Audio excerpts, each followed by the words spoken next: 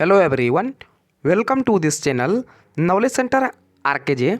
दोस्तों, Bihar board class 10th का आज मैथ का फर्स्ट सिटिंग का एग्ज़ाम हो चुका है और आज पूछे गए सभी ऑब्जेक्टिव को 100% सही उत्तर के साथ देखने वाले हैं। तो आप मिलन कीजिएगा आपने कितना सही किए हैं। तो मेरे पास सेट ए है, तेरे पास कोई दूसरा सेट है तो आपको चिंता नहीं करना है, क्योंकि जितना भी क्वेश्चन रहता है सब क्वेश्चन सेम रहता है, सिर्फ उसका नंबर चेंज रहता है। तो आप मिलन कीजिएगा आपने कितना सही किए हैं। तो पहला प्रश्न है, निम्नलिखित में से कौन अपरिमेय नहीं है। तो आपसे पूछा गया है इनमें कौन जो है अपरिमेय नहीं है।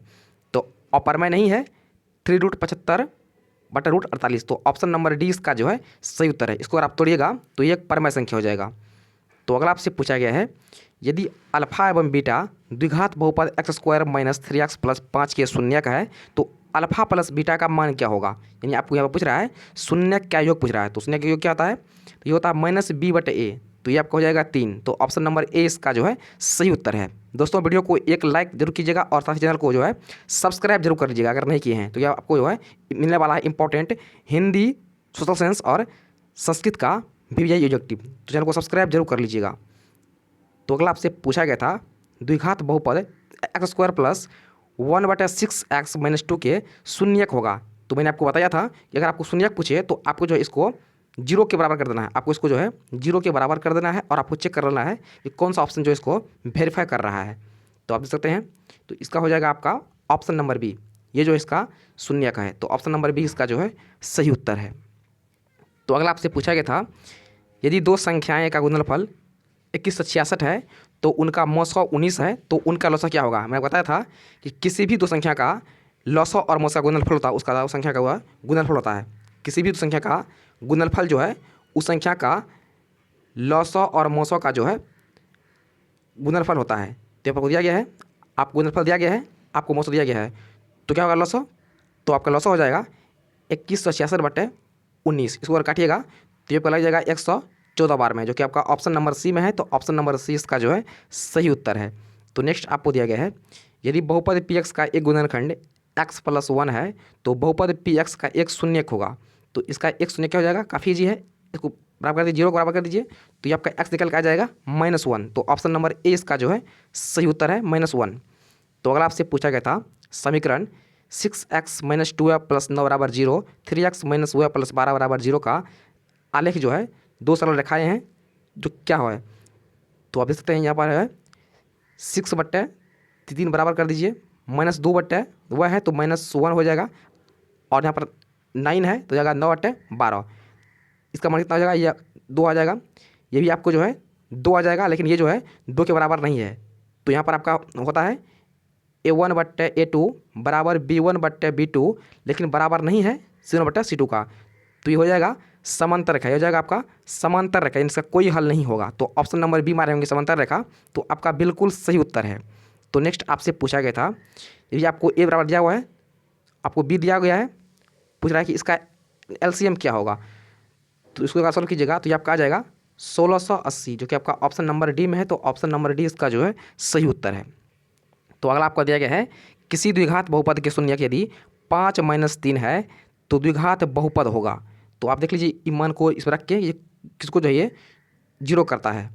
तो इसका आपका हो जाएगा x² - 2x - 15। तो ऑप्शन नंबर सी इसका जो है बिल्कुल सही उत्तर। जो आप किसी भी सवाल में अटक गए हो या आपसे सॉल्व नहीं हो पा रहा है, बस आपको उस क्वेश्चन का फोटो लेना है, क्वेश्चन को क्रॉप करना है और 5 सेकंड के अंदर अंदर आपको उस क्वेश्चन का वीडियो सोल्यूशन मिल जाएगा। फिर चाहे आपका क्वेश्चन होमवर्क का हो, CBSE का हो, यूपी, बिहार, महाराष्ट्र, राजस्थान, MP या किसी और बोर्ड का हो, चाहे IIT, JEE, नीट या क्लास 6 से 12वीं का हो, इन सब का जवाब आपको मिलेगा .NET पर।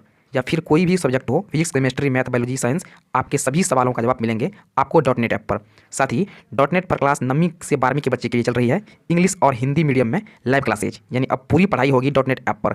3 करोड़ से ज़्यादा बच्चे .NET ऐप पर पढ़ाई कर रहे हैं, तो आप भी जाइए .NET ऐप को इंस्टॉल कीजिए। दोस्तों, इस वीडियो में कुछ क्वेश्चन जो है छूट भी गया है, तो मैं आपको नेक्स्ट वीडियो में जो है पूरे 100 के 100 बता दूंगा। कुछ क्वेश्चन यहाँ पर जो है छूट भी गया है, तो आइए देखते हैं। तो अगला आपसे पूछा गया था, समांतर श्रेणी 2, 7, 12 का प्रथम 10 पदों का योगफल क्या होगा। यहाँ पर आपको जो है प्रथम 10 पदों का योगफल पूछ रहा है। तो आपको ए दिया गया है, यहाँ पर ए बराबर 2 दिया गया है और डी निकालिएगा तो डी आपका निकल जाएगा 5, और आपको एन दिया गया है 10। आपको पूछ रहा है 10 पदों का योग क्या होता है योग। तो ये होता है n/2 into 2a plus n-1d।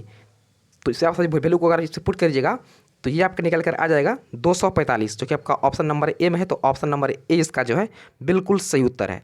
तो अगला आपसे पूछा गया था द्विघात समीकरण x² - bx + c बराबर 0 है, जहाँ पर a बराबर नहीं 0 के है, तो x का मान क्या होगा?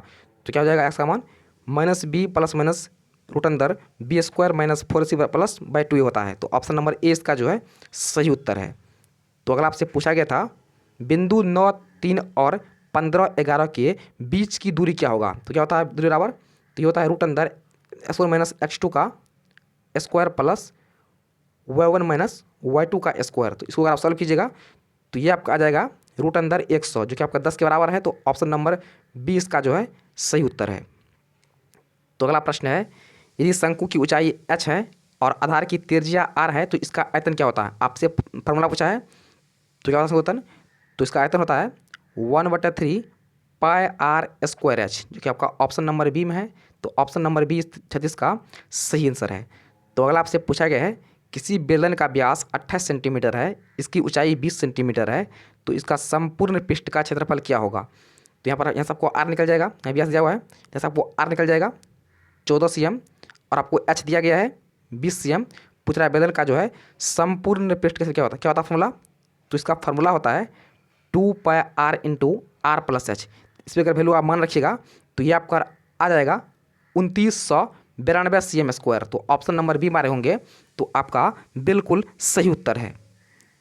तो अगला प्रश्न आपसे पूछा गया था यदि किसी गोले की त्रिज्या 3 गुनी हो जाती है तो इसका आयतन क्या हो जाएगा?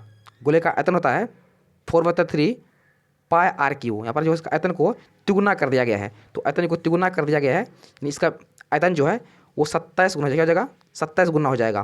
तो ऑप्शन नंबर डी इसका जो है सही उत्तर है। तो अगला आपसे पूछा गया था, थोड़ा सा क्वेश्चन धुंधला है, आपको कुछ मान दिया गया था 7, 3, 5, 8, 6, 10, 0, 10 जो है इसका बोल रहा है इसका माध्यक क्या होगा? तो इसका माध्यक होता है जो आएगा बीच में, इसको जो है पहले हम आरोही क्रम में सजा लेंगे और जो संख्या बीच में आएगा दोनों को जोड़ करके दूसरा भाग दे दीजिएगा, तो ये आपका आ जाएगा शायद 7.5। तो ऑप्शन नंबर 20 का जो है सही उत्तर है। तो नेक्स्ट आपको दिया गया था इस प्रकार से 9, 3, 4, 7, 2, 9, 6, 7, 9, 9 का बहुलक क्या होगा? तो आप देख सकते हैं इसमें 9 जो है ज़्यादा बार आया है, तो 9 इसका हो जाएगा बहुलक। तो ऑप्शन नंबर डी इसका जो है सही उत्तर है 9। तो अगला आपसे पूछा गया था निम्नलिखित में से कौन अभाज्य संख्या है? तो काफ़ी जी है अभाज्य संख्या से कौन होता है? तो होता है जो संख्या खुद से या एक से कटता है, तो ये आपका हो जाएगा ऑप्शन नंबर सी 13 जो इसमें अभाज्य संख्या है।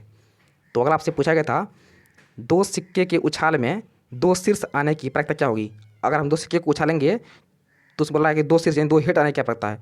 तो अगर 2 सिक्के उछालते हैं क्या होता है? या तो आपको हेड आ सकता है, या टेल आ सकता है, या हेड टेल आएगा, या टेल हेड आएगा। तो बोल रहा है 2 शीर्ष यानी 2 हेड क्या होगा? तो इसका एक ही है और परिणाम कितना होगा? ये 4 होगा। तो आपका आ जाएगा 1/4, जब का आ जाएगा 1/4। ऑप्शन नंबर डी इसका जो है बिल्कुल सही उत्तर है। तो अगला आपसे पूछा गया था यदि किसी ऊर्ध्वाधर स्तंभ की ऊंचाई जमीन पर उस स्तंभ की छाया की लंबाई की √3 गुनी है तो सूर्य का उन्नयन कोण क्या होगा? आपको इस प्रकार से दिया गया है, बोल रहा है कि ये √3 है, ये 1 है, तो ये एंगल क्या होगा? तो ये एंगल आप निकालिएगा तो ये आपको आ जाएगा 60 डिग्री। तो ऑप्शन नंबर सी इसका जो है बिल्कुल सही उत्तर है। तो अगला आपसे पूछा गया था यदि ए और बी अभाज्य संख्या है तो इसका लॉस क्या होगा? तो हम जानते हैं कि अभाज्य संख्या का लॉस होता है संख्याओं का गुणनफल। तो ऑप्शन नंबर सी इसका जो है सही उत्तर है ए गुना बी। तो नेक्स्ट आपसे दिया गया था निम्नलिखित में से कौन किसी घटना की प्रायिकता नहीं हो सकती है? तो किसी घटना की प्रायिकता जो है वो 0 से छोटा या फिर 1 से बड़ा नहीं होता है। तो ऑप्शन नंबर डी इसका जो है सही उत्तर है। तो ऑप्शन नंबर डी इसका जो है सही उत्तर है। तो अगला आपसे पूछा गया था यदि 4, 5, 9, 11 और x का माध्य 7 है तो x का मान क्या होगा? माध्य होता है ये होता है औसत। तो क्या याद सबको जोड़ दीजिए 4 + 5 + 9 + 11 + x कितनी संख्या है? तो 1, 2, 3, 4, 5 संख्या है, तो बटा 5 हो जाएगा। बराबर किसके है? बराबर है 7 के बराबर। तो इसको सॉल्व कर दीजिए तो ये आपका आ जाएगा 29 + x बटे 5 बराबर 7। तो इससे जाएगा वो ये गुना हो जाएगा, तो आपका हो जाएगा x बराबर 35 - 29 यानी x का 6 आ जाएगा, जो कि आपका ऑप्शन नंबर ए में है। तो ऑप्शन नंबर ए इसका जो है सही उत्तर जाएगा 6। तो अगला आपका दिया गया है द्विघात समीकरण 4x² प्लस 4x प्लस 1 की मूलों की प्रकृति क्या होगी? तो ये जो है ये 2x प्लस 1 का स्क्वायर है। देखिए गौर से इसको, ये 2x प्लस 1 का स्क्वायर है, तो इसका मूल जो होता है वो समान होगा और वास्तविक होगा। क्या होगा? समान होगा और बराबर होगा और वास्तविक होगा। तो ऑप्शन नंबर बी इसका जो है सही उत्तर है। तो अगला आपको दिया गया है, यदि 3 अल्फा बराबर 90 डिग्री है तो साइन अल्फा का मान क्या होगा? तो यहाँ पर क्या हो जाएगा? यहाँ पर अल्फा का मान हो जाएगा 30 डिग्री और साइन 30 का मान होता है 1/2, जो कि आपका ऑप्शन नंबर सी में है। तो ऑप्शन नंबर सी इसका जो है बिल्कुल सही उत्तर है। तो अगला आपका दिया गया है, sine 45 plus theta minus cos 45 minus theta बराबर क्या होगा? तो इसको आप किसी एक को चेंज कीजिए, तो ये आपका आ जाएगा साइन, ये दोनों का वैल्यू जो है वो सेम आ जाएगा, तो ये आपका 0 के बराबर आ जाएगा, ये आपका जो है 0 के बराबर आ जाएगा। तो ऑप्शन नंबर सी इसका जो है बिल्कुल सही उत्तर है। तो अगला आपका दिया गया है, रैखिक समीकरण युग में 5x प्लस 2y बराबर 16, 7x माइनस 4y बराबर 2 के हल है। तो इसको अगर आप देखिएगा तो ये आपका आ जाएगा x बराबर 2 और y बराबर 3 जो इसका हल है। तो ऑप्शन नंबर ए इसका जो है बिल्कुल सही उत्तर है। तो अगला आपको दिया गया है, 2x² माइनस 3x माइनस 5 का एक शून्यक है, तो इसका एक शून्यक क्या होगा? तो काफ़ी मैं आपको बताया था कल, इसको बराबर आपको 0 कर दीजिए, इसको बराबर जो आप 0 कर दीजिए और देख लीजिए कौन सा मान जो इसको वेरीफाई कर रहा है। तो ये आपका आ जाएगा -1। तो ऑप्शन नंबर बी इसका जो है बिल्कुल सही उत्तर है। दोस्तों तो अगला प्रश्न आपके लिए है, आपको दिया गया है px equal to qx into gx है और px का मान 6 घात है। px का मान जो है वो आपका 6 घात दिया गया है और gx का मान जो है 2 घात है। तो बोल रहा है px बटे gx होगा, तो नीचे क्या हो जाएगा? नीचे घात 2 हो जाएगा। जैसे ये ऊपर जाएगा तो ये घट जाएगा, जैसे ये ऊपर जाएगा यानी भागा में है तो क्या हो जाएगा? घात घट जाएगा, तो ये आपको हो जाएगा 4 घात। क्या हो जाएगा? तो ये हो जाएगा 4 घात। तो ऑप्शन नंबर ए इसका जो है बिल्कुल सही उत्तर है। दोस्तों फिलहाल तो इतना ही, जो क्वेश्चन छूट गया है मैं आपको जो है नेक्स्ट वीडियो में बता दूंगा। मैं आपको जो है नेक्स्ट वीडियो में पूरे 100 के 100 यूनिट बता दूंगा।